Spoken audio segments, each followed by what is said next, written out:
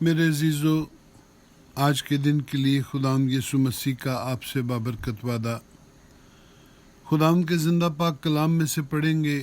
صفنیہ 3 باب اور اس کی 19ویں آیت۔ کلام خدا میں یوں لکھا ہے، میں اس وقت لنگڑوں کو رہائی دوں گا، آمین۔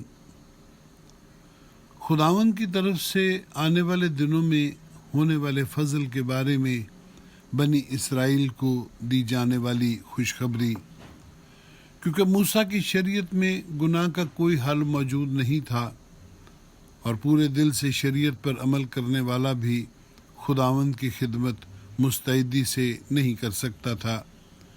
گناہوں نے ان کا نہ صرف روحانی قد چھوٹا کر دیا تھا بلکہ انہیں لنگڑا بھی کر دیا تھا، جس کے نتیجے میں وہ نہ تو خداوند کو دیکھ سکتے تھے اور نہ ہی تابعداری میں دوڑ سکتے تھے۔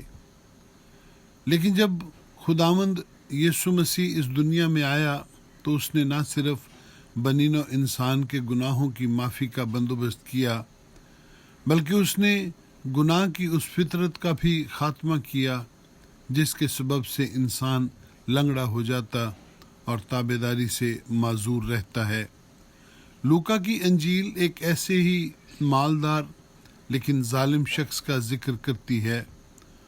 وہ محصول لینے والوں کا سردار تھا اور اس کا نام زکئی تھا۔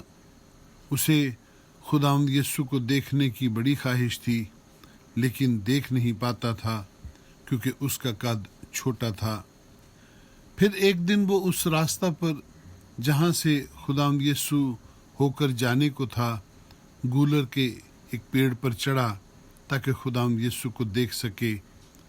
جب خداوند وہاں سے گزرا تو اس نے زکئی کو پکارا اور اس کے گھر میں داخل ہوا، لیکن نجات اسی وقت بخشی جب زکئی نے اپنے گناہوں اور اپنے ظالم ہونے کا اقرار کیا اور کہا کہ خداوند جس سے چھینا ہے اسے چوگنا واپس کرتا اور اپنا آدھا مال غریبوں کو دیتا ہوں۔